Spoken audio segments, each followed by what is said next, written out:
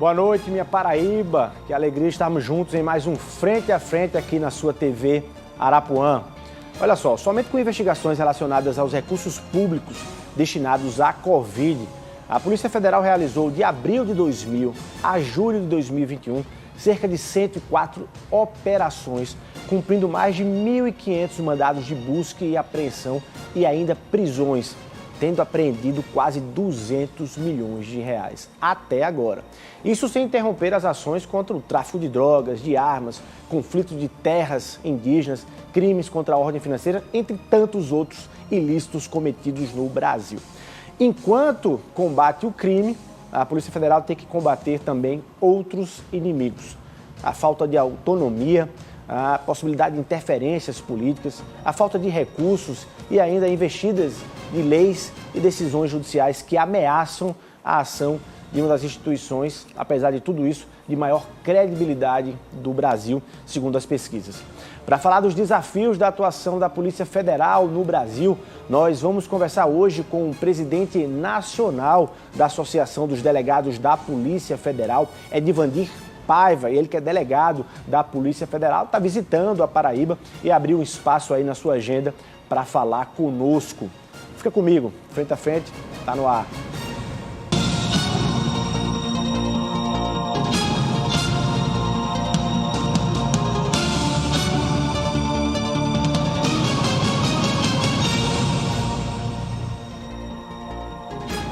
Ok, muito boa noite, minha Paraíba, que bom estarmos juntos mais uma vez em mais uma segunda-feira por aqui.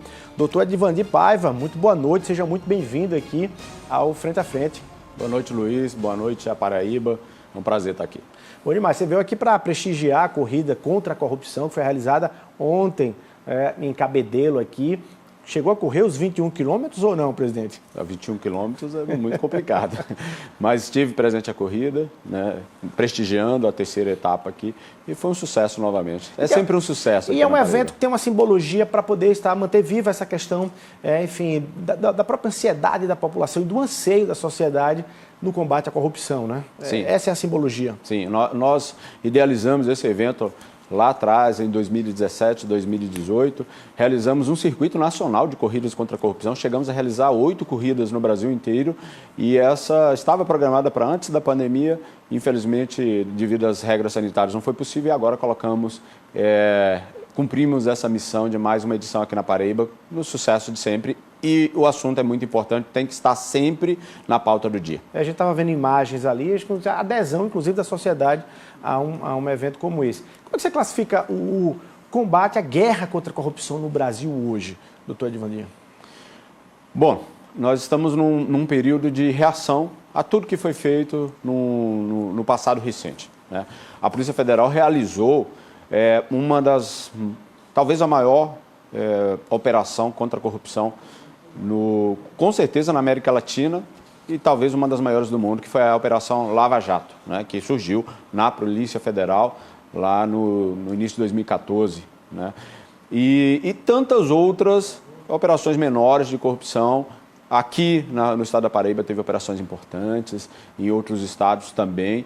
E agora chegou o momento em que há sempre aquele, digamos, um contra-ataque, uma avaliação do que foi realizado e o mundo político, o poder político e econômico acaba reagindo, sim. Né? E nós estamos vivendo essa reação neste momento, né? Esperando que ela se consolide e aí nós vamos continuar com esse debate sobre corrupção, porque o discurso atual, né, é muito de diminuir o nível de corrupção. A gente não sabe dizer se diminuiu ou não diminuiu.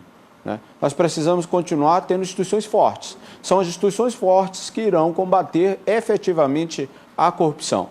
Corrupção vai haver sempre. Onde tem homens, dinheiro e poder, vai haver corrupção. Me impressionou um dado da própria Polícia Federal que aponta que o número de inquéritos abertos contra a corrupção dentro do poder público já é superior ao número de inquéritos abertos contra o tráfico de drogas no Brasil.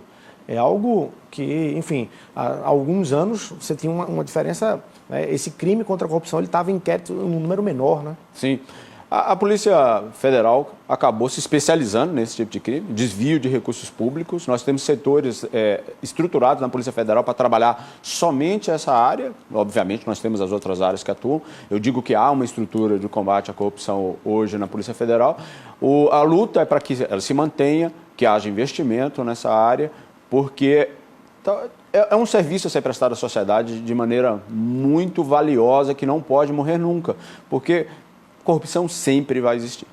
Presidente, agora só nessa sua fala inicial ali, já da primeira resposta, eu já consigo tirar ali vários subtemas ali, e queria, antes da gente avançar, eu poder mergulhar um pouco nas suas respostas. Quando você fala da Lava Jato, especialmente, ela teve ali, ela já sofreu, né, a Lava Jato já sofreu ao longo dos anos todos, sobretudo nesses últimos anos, ataques muito frontais em relação à conduta, né, de alguns agentes, especialmente do Ministério Público Federal, já sob suspeição, o próprio ex-ministro Sérgio Moro, que foi juiz, enfim, condutor inicial aí dessa operação. Você acha que houve excesso da Lava Jato em algum momento onde ela contribuiu para esse ataque e ela serviu hoje como, ela tanto serve como símbolo de combate à corrupção, como serve para dizer o seguinte, está vendo que nós temos que controlar excessos por causa da Lava Jato?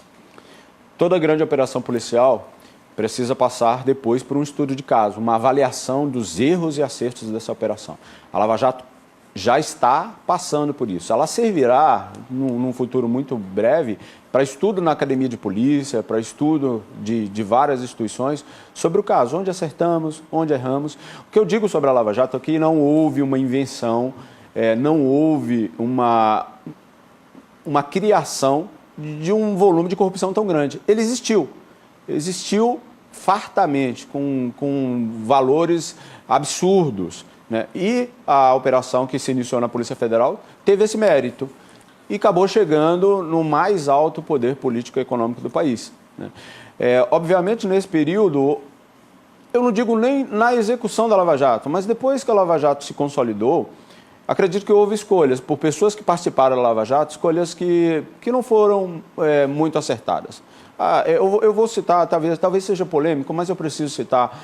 A ida do ministro Moro para o mundo político enfraqueceu a Lava Jato. Você acha que foi ruim, comprometeu a Lava Jato? Ele, no mínimo, deu a oportunidade da narrativa de que a atuação da Lava Jato foi política. Se tivesse se mantido dentro do Poder Judiciário, atuando normalmente como estava, não haveria a necessidade dessa narrativa, né? Então, acaba enfraquecendo. E o que ocorre nessas grandes operações é que as pessoas que são atingidas ficam procurando brechas na operação para criticá-la, para dizer que foi uma operação política, né? Mas não dá. Ela não inventou um esquema de corrupção. Não partiu do nada. Ela foi confirmada nas várias instâncias. Foi uma operação tecnicamente bem feita e teve os erros como todo o trabalho grande acaba tendo. A Polícia Federal aprendeu muito com os erros que cometeu durante o decorrer dos anos e isso a tornou cada vez mais técnica. Dentro de algumas decisões mais recentes que colocaram aí em liberdade, desde a história da derrubada da prisão em segunda instância, além de anulações, especificamente em relação ao ex-presidente Lula, isso traz uma sensação de impunidade para a Polícia Federal, isso traz uma sensação de um sentimento de enxugar gelo, que vocês estão enxugando gelo, ou não? Vocês respeitam, enfim, processualmente o andar das ações? Respeitamos o processo, faz parte. Faz parte da defesa e buscar brechas na operação, faz algumas situações técnicas que estejam equivocadas e é da própria dinâmica desse tipo de trabalho mas que ele seja Lula totalmente escrutinado depois. Né? Então, se nós formos trabalhar pensando no depois, quais serão as repercussões nas instâncias maiores do judiciário, nós vamos deixar de fazer o nosso trabalho. Né? Eu não acredito, e eu peço aos meus colegas, aos nossos colegas policiais federais e delegados de Polícia Federal, que não se desestimulem. Esse é o nosso trabalho. Nós já fizemos operações maravilhosas que, infelizmente, foram anuladas depois por um detalhe, por uma situação que nós não considerávamos que era um erro. Né? mas é do próprio jogo, da própria dinâmica, e por isso que a gente pede há muito tempo que a legislação seja aperfeiçoada, que a instituição seja protegida, que essas situações que envolvem investigação criminal estejam muito exatas, muito limitadas, para que não se abra uma interpretação muito ampla e depois, no futuro, um trabalho bem feito seja estigmatizado como um abuso, um trabalho que não foi muito bem conduzido. Tá. Presidente, você falou aí no início da nossa conversa também sobre a tentativa de reação nesse contra-ataque por parte especialmente da classe política diante ali de um avanço da atuação, não só da Polícia Federal, também de outros órgãos de controle aqui no Brasil. A lei do abuso de autoridade é uma delas, é uma discussão sobre isso, mas você tem também outros movimentos em relação a isso, desde a questão da própria autonomia da Polícia Federal, há o projeto agora que prevê a quarentena, né, para que policiais federais também não possam, enfim, disputar eleições e terem representatividades aí nos outros poderes. Qual é o balanço aí? Vocês estão, diante dessa guerra, vocês estão sentindo na pele esse contraponto?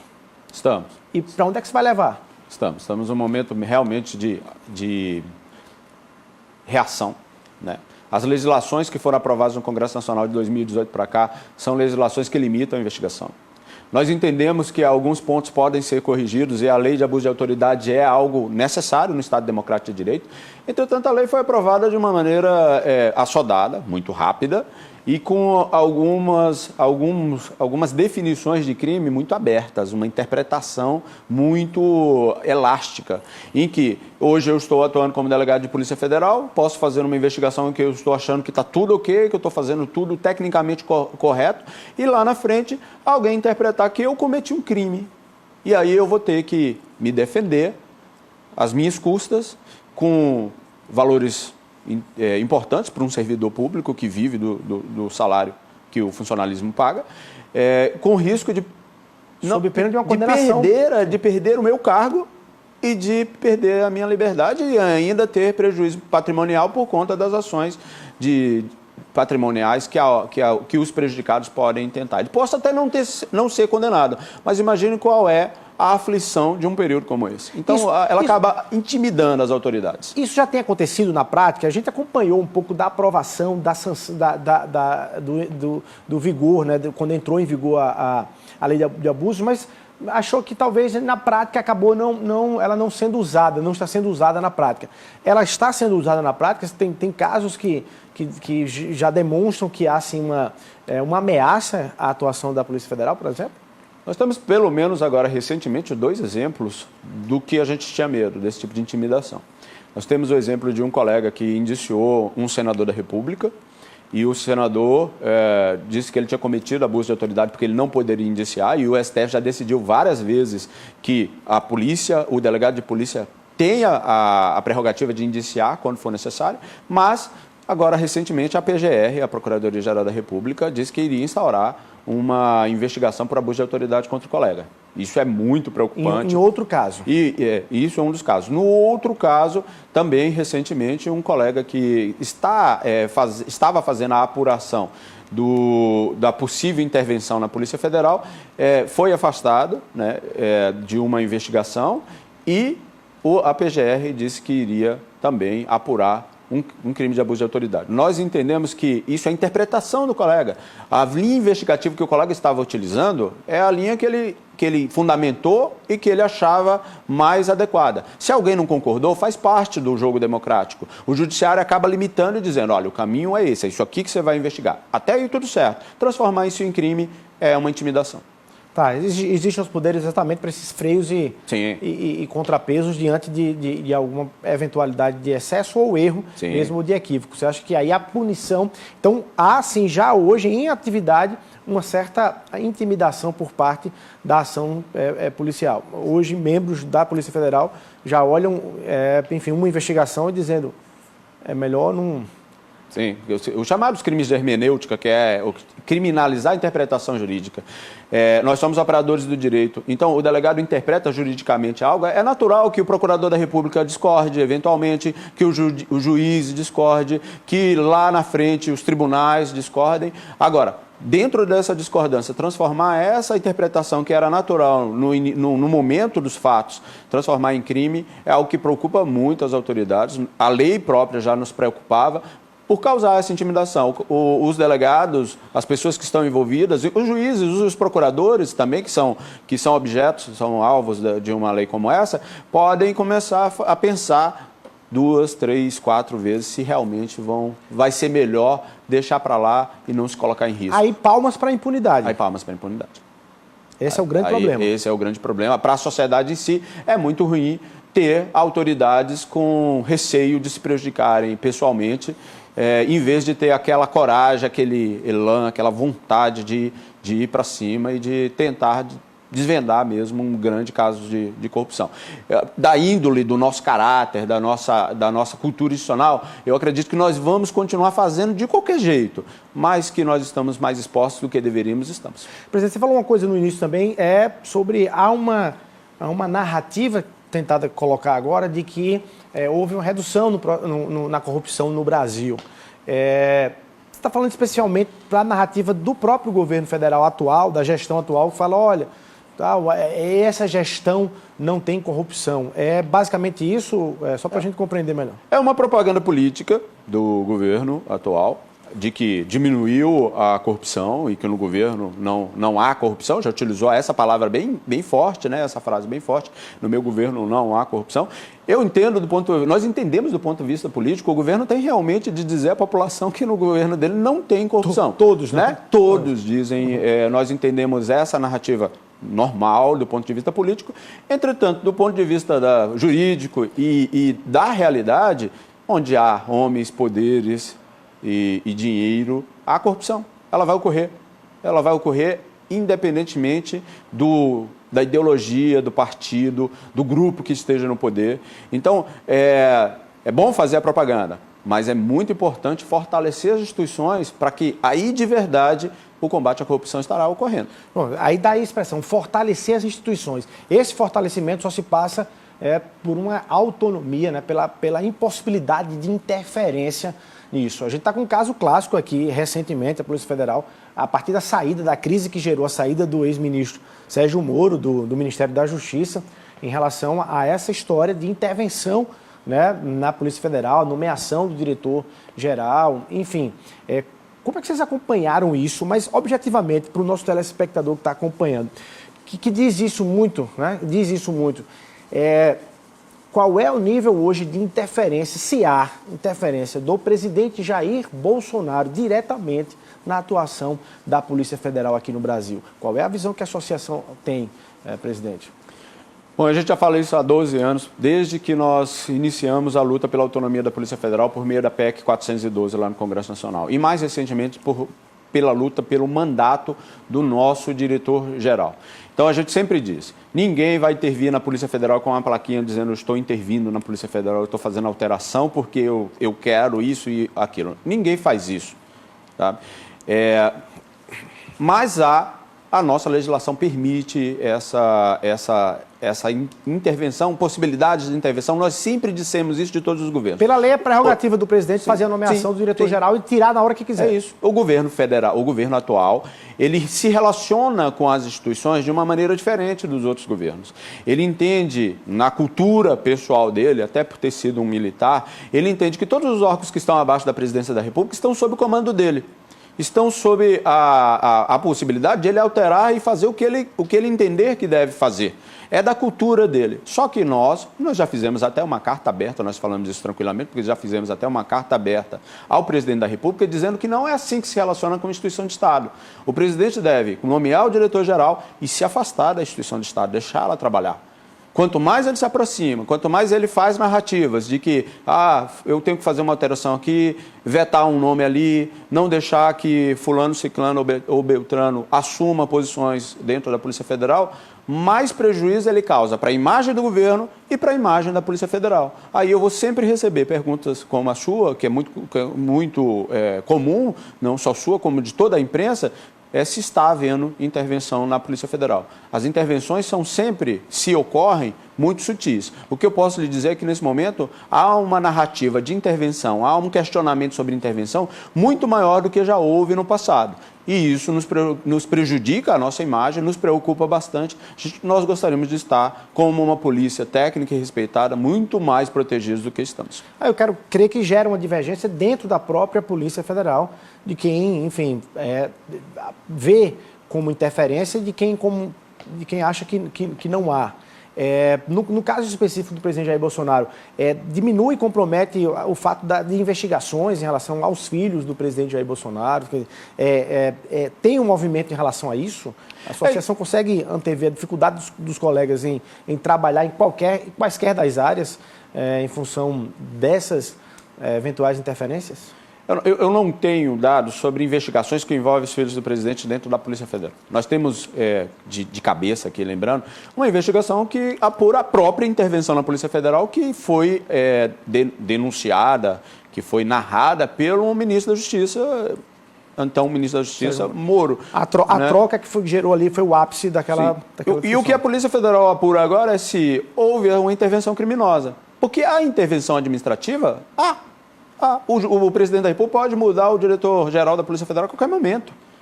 Na minha gestão, que são 4 anos na DPF, já são 5 diretores gerais. Só nesse governo são 3. Nenhum deles passou mais de 2 anos no cargo. Por 5 diretores gerais. 5 diretores gerais.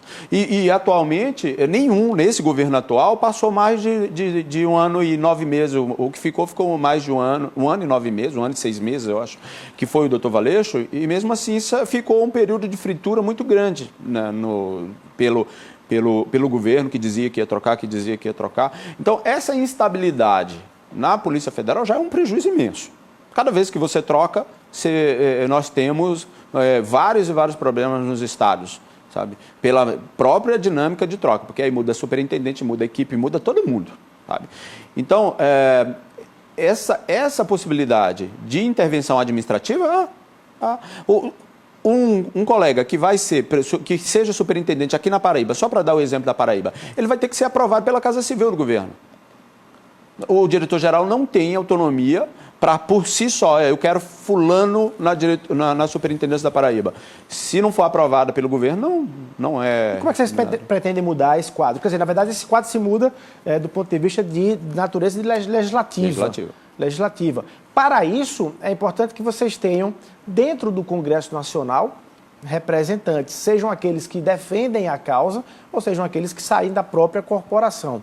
Mas aí vem uma lei da quarentena, uma proposta de que juízes, membros do Ministério Público, policiais, Forças Armadas, policiais federais, entre outros, só podem disputar uma eleição se eles deixarem o cargo 4 anos antes do processo eleitoral. Como é que vocês estão vendo essa lei da quarentena? Isso aí é uma forma de excluí-los completamente, além de reagir com leis que dificultam o trabalho, de excluí-los da participação direta aí nesse aprimoramento da legislação brasileira? Luiz, se nós tivéssemos autonomia administrativa, financeira e orçamentária da Polícia Federal, se a Polícia Federal tivesse mandato para o diretor-geral, nós estivéssemos mais protegidos, eu até entenderia a lei de quarentena, porque aí nós estaríamos protegidos e iríamos todos ficar dentro da Polícia Federal fazendo nosso trabalho. Nós nós não necessitaríamos, como é o Ministério Público e o Judiciário. Hoje um juiz, é o caso do Dr. Moro, para assumir um cargo político, ele precisa se afastar da carreira, né?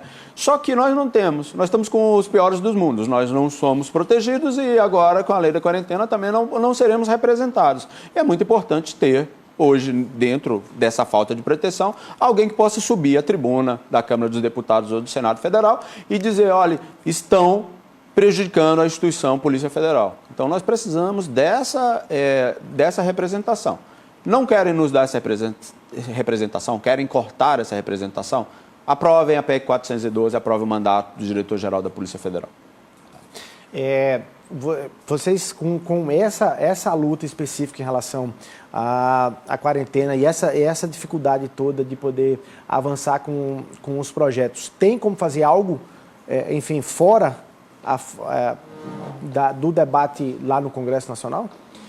É isso que a gente vem fazendo com a corrida contra a corrupção, né? Levando por meio lúdico, por meio de participação no esporte, para a cabeça do cidadão comum, cidadão que foi ontem lá em Cabedelo correr, a ideia de que eu estou aqui por quê? Eu estou aqui para lutar por uma causa que é as autonomias da Polícia Federal, né? E a gente vai introduzindo isso na cabeça do cidadão comum e aí, quem sabe, ele possa pressionar e eleger pessoas que estejam defendendo essa bandeira e depois pressionar para que seja aprovado.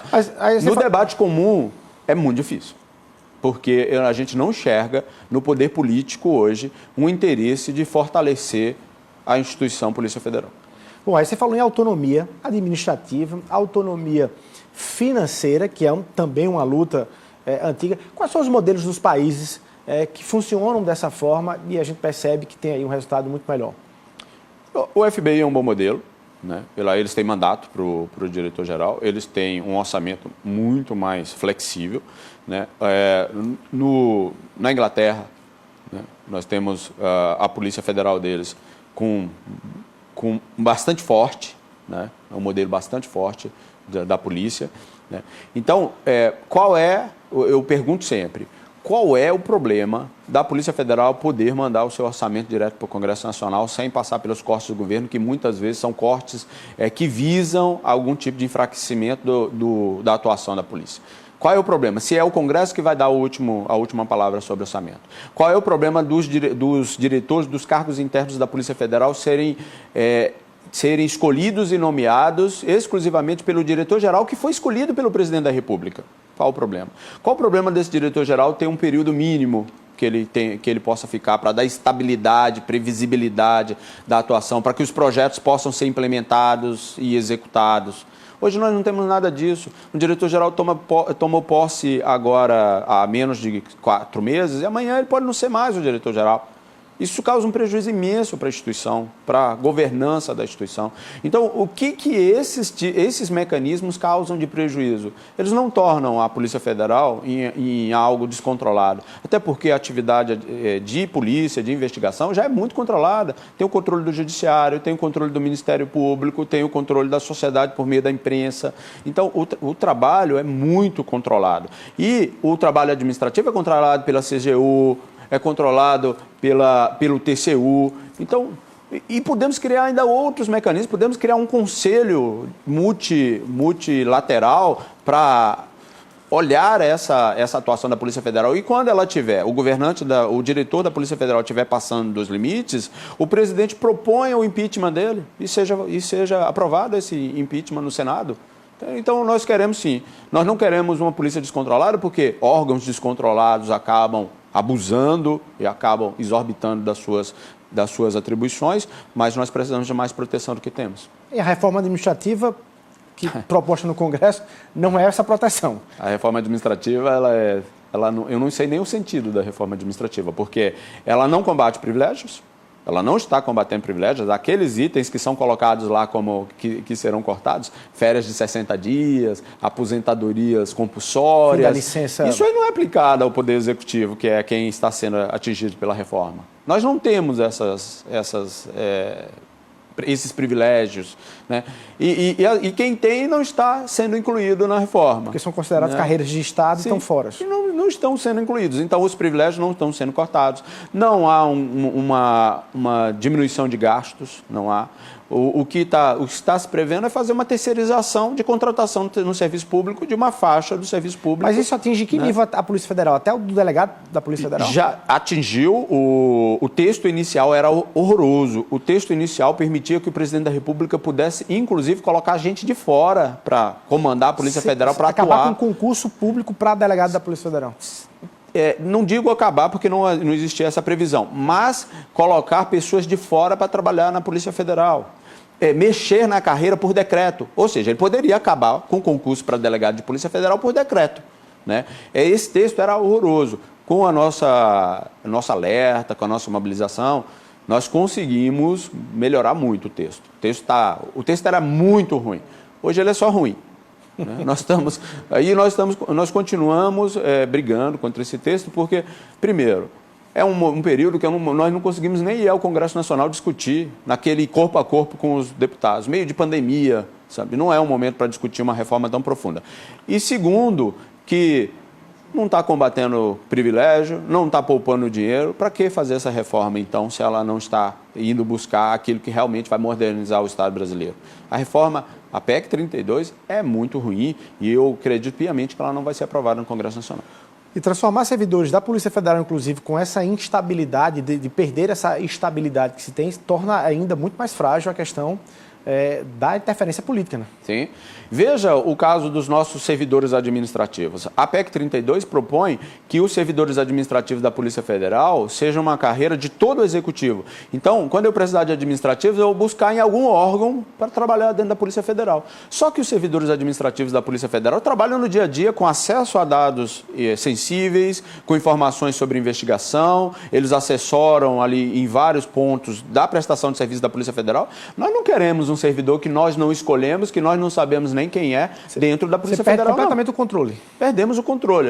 E de uma parte muito importante. Isso vai abrir um flanco muito grande de corrupção, de vazamento de informação, sabe? E nós queremos escolher todos os servidores que atuam na Polícia Federal, fazer investigação social, saber se não está envolvido com crime, se não tem um passado perigoso para as funções da Polícia Federal, inclusive dos nossos administrativos. Nós não queremos essa reforma, ela não vai trazer para a Polícia Federal nada de positivo. E as proteções da Polícia Federal não tem uma linha, nada.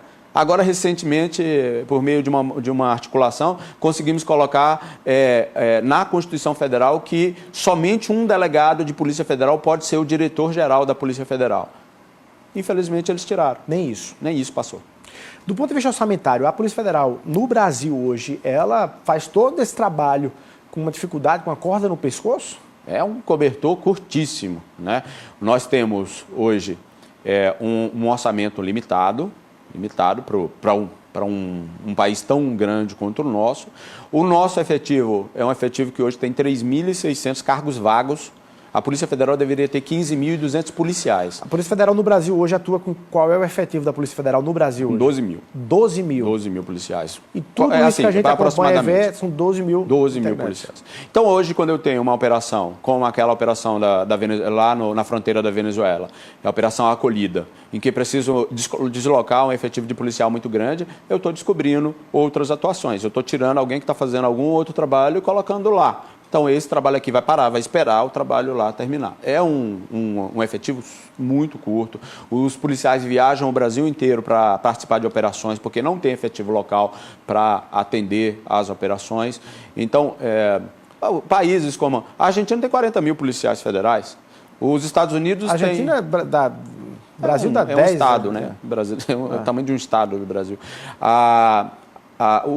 Os Estados Unidos tem 40 agências, aqui chutando, mas tem 40 agências para tratar de todas as atribuições que hoje estão na Polícia Federal. Então, o nosso efetivo é muito curto, é muito limitado, são 12 mil e nós não temos nem o preenchimento dos 15.200 que deveriam ter. Então, hoje nós temos mais de 3 mil cargos vagos, temos aí um concurso em andamento, mas não vai suprir todas essas vagas, nós vamos ficar muito longe ainda de cobrir todas elas e as limitações orçamentárias acabam causando muitos e muitos problemas na atuação da Polícia Federal. Eu quero perguntar sobre esse pleito do concurso público, mas antes, do ponto de vista de condições de trabalho, você falou aí do excesso, porque um membro só, um integrante só tem que fazer várias operações em vários estados e tudo, mas condições de trabalho do ponto de vista de armamento, do ponto de vista das condições mesmo, do dia a dia do trabalho da Polícia Federal. Também aquém do esperado? Armamento, acho que estamos bem, né? Essas atuações, esses equipamentos táticos, nós temos... De fiscalização, de investigação, de inteligência... Não temos tantos problemas. Os grandes problemas da Polícia Federal, nós temos problemas de instalação em alguns locais. Agora mesmo aqui na Paraíba nós temos uma das melhores unidades do Brasil, mas foi inaugurada ano passado. Durante muito tempo a Polícia Federal atuou numa unidade bastante precária aqui, numa capital tão importante quanto João Pessoa. Nós temos outros locais essa semana mesmo eu visitei Aracaju, o local lá é absurdo, dá medo, parece que vai pegar fogo a qualquer momento porque é muito precário. Nós temos muitas unidades muito precárias no Brasil inteiro e que necessitam de uma construção de uma nova unidade, de uma reforma. Mas, no geral, é uma Polícia Federal modernizada, moderna do ponto de vista de equipamentos de investigação. Sim, do ponto de vista de equipamentos, do ponto de vista de tecnologias, nós temos acompanhado. Poderia ser melhor. Se nós tivéssemos um orçamento mais livre, uma possibilidade de utilizar isso, nosso orçamento é muito contingenciado. Quando chega agosto, na maioria dos anos, a gente tem que ir lá no Congresso Nacional pedir mais dinheiro, porque não temos dinheiro para fazer passaporte. Mas por que isso? Existe um interesse por trás disso ou é só, enfim, uma má gestão do orçamento no Brasil? Ou existe um interesse específico em relação a isso, a não permitir que a Polícia Federal fique tão forte? É como eu lhe digo, ninguém faz o errado dizendo que está fazendo, né? Então, o orçamento, o que importa é que o orçamento é limitado e ele tem e o governo tem sempre condições de limitar mais ainda. E se ele tira de uma área, se direciona a Polícia Federal, por exemplo, nós vamos fazer só tráfico de drogas, é óbvio que o combate à corrupção vai diminuir. E eu posso, licitamente, dizer numa narrativa de que isso é o governo que está fazendo isso para prejudicar a instituição, sabe? Só que é um discurso. Eu não vou ter nunca como comprovar claramente que essa é o que o governo está querendo naquele momento. O governo vai negar, eu vou dizer que é, e nós vamos ficar com essa dúvida da sociedade sempre. Por isso que, gente, por que já não oferece as autonomias para que a gente não tenha esse tipo de discussão? Se eu não conseguir atuar dentro da minha autonomia financeira, a incompetência é minha, Polícia Federal, e não do governo. Bom, se estivesse gerindo, então, os próprios recursos financeiros, a Polícia Federal já poderia fazer um concurso para, pelo menos, para além desse que está em curso, mais 3.500 vagas no Brasil. Sim. É isso? Quero falar sobre isso, mas daqui a pouquinho a gente vai rapidinho para o intervalo comercial. E se você quer ouvir a resposta sobre esse tema aí, da necessidade de recursos humanos à Polícia Federal aqui no Brasil, você acompanha um minutinho, a gente está de volta aqui no Frente a Frente.